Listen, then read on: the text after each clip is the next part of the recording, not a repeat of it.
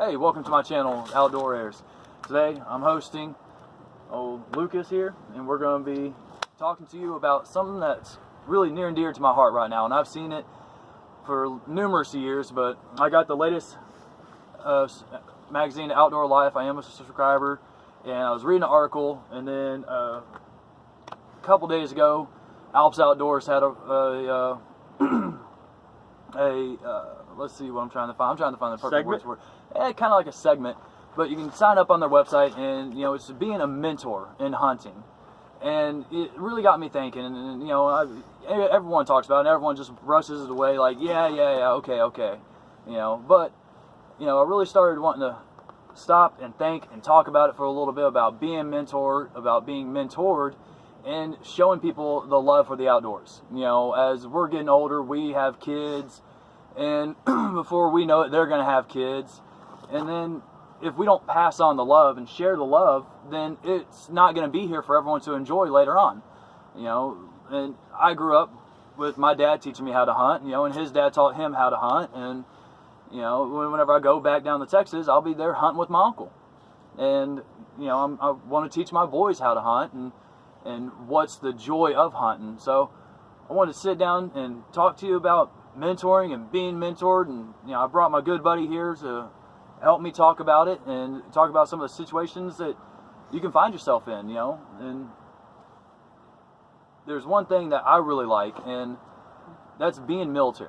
And there's a lot of good avenues out there to get out to hunt. There's a great program out there called Fallen Outdoors, and it's active duty service members, it's veterans taking active duty out to hunt and learn the area. And that's one thing, the reason why I love being military is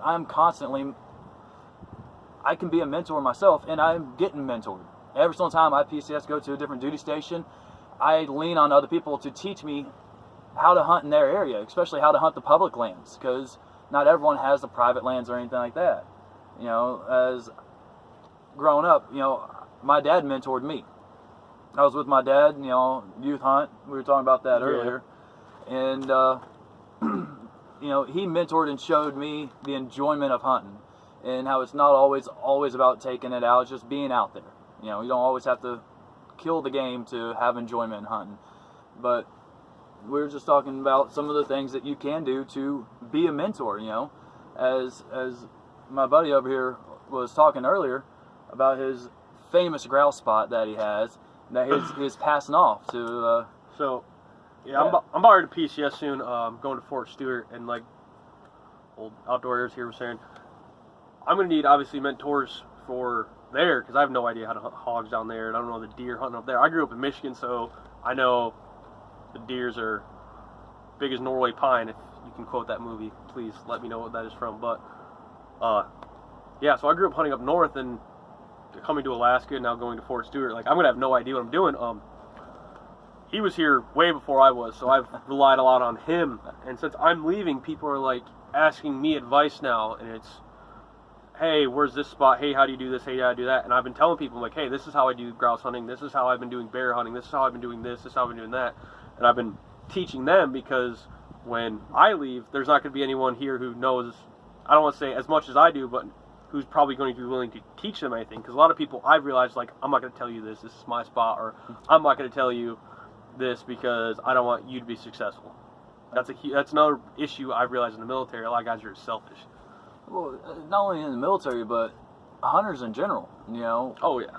And that's one of the things I was wanting to talk about, and it kind of references it in the magazine, and it's a really good subscription.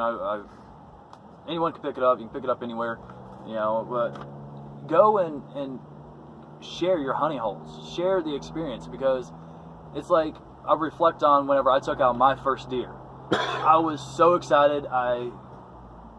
Shaking, I had buck fever, everything. My first whitetail was a memory that I will never forget. And my dad was just as happy. And reflecting upon it now is, even though he didn't shoot the deer and he, didn't do anything, but he stood back on the sideline and he showed me how to be successful. He showed me all the tips on how to clean the deer, how to process it, and everything else. He let me engulf in the moment and make my memories and enjoy it. And that's what grew that love within myself for hunting. And that's something that I try to pass on to other people. You know, there's a lot of tactics that you can use. You know, if they don't have a weapon, let them borrow a gun. Take them out to your honey hole. Let them get that experience. You know, whenever they do take out the deer, step back for a little bit. Let them embrace that moment and have that moment with that animal, and let them capture and make that memory of that hunt, because that is what's going to stick with them forever, is a memory of that hunt. And you know, as everyone knows, as we come across and talk about conservation and everything else, we are losing hunters rapidly. Horribly. I mean, over the last 10 years, I've seen it populate, you know, so much more in the articles about how much hunters we're losing. And the reason why is because we're not taking these younger generation, and we're not taking the people that come up to you and say, yes, I would love to go out and hunt. I just don't know how. My dad never taught me. You know, we're not taking the advantage to take them out and to build those memories and gain that knowledge, you know. And that's just one thing that, you know, it's Easter, and it's a beautiful day out here. It's a little cloudy, overcast. We're expecting about 10 inches of snow tomorrow. But, you know, just think about it and reflect about it, you know, on everything that, you know, you as an outdoorsman might have that you can pass on to somebody else, you know. It doesn't have to be your honey hole, but if you might know of a couple spots that are good, and if that could get them that memory of a lifetime, then that could just ignite the flame so you can be a good and successful hunter later on down in life. You know, I mean, I'm sure you have 100 stories that you could think of. I mean, whenever we brought old Brady out hunting. Oh, yeah, so... I mean, I'm sure he still remembers that. There's, yeah, actually, me and him were talking about that the other day at work. There's a few guys that I've been in the military. Everyone grows up from different backgrounds. Yep. That's one thing, like the Army brings a bunch of people together, and I've took a few guys out so far who's like, I've shot guns before. I mean, I'm in the military. I've shot guns out of the military, but like I've never gone hunting. So there's 2 dudes who I took out, and they fell in love with it. Yeah. And a lot of people think, hey, your mentor is someone older than you, like your father, your grandfather, your uncle, your whoever. Doesn't have to be male, female, whatever. There's a guy I work with who's older than me. He's 33 years old, and I took him out on his first hunting trip. Yeah. Dude's never been hunting before in his life. Grew up in Boston. Yeah. And I was the one who was like, okay, hey, let's go. And I taught him everything he needed to know. Well, not everything he needed to know, but I was teaching him the steps and what to do, and basically hunting. Yeah. I mean, just, it doesn't even have to be 100% about hunting. It could be fishing, it could be trapping, you know, anything like that. Just get people outside, connected with nature, living life, and having fun. Yeah. You know, that's what it's all about. You know, everyone wants that trophy, and hey, it's nice, but I have just as many memories sitting around a campfire in the evening time, you know, going to sleep, as I do out there in the deer stand. 100%, man. 100%. That's what it's all about. It's all about just being out and living in the nature. I know opening day of rifle season back home is like a holiday back in Michigan. Oh, it's yeah. like they shut down all the schools. Like my grandpa comes over at 3 a.m. for breakfast, and I'm already up by like 1, and I'm just excited. I'm getting all my gear on, and this, that, and the other. He comes in to make breakfast. He's like, what are you doing? I'm like, I'm just ready to go.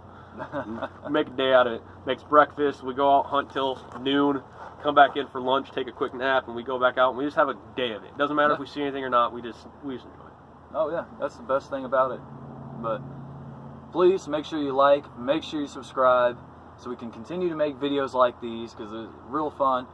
But make sure you like, comment, anything that you want. I love feedback. Make sure you subscribe. We will come back with another video soon. Talk about our next issue on conservation and wildlife that we could ever think of. Thank you for watching. Thank you for tuning in. Take it easy.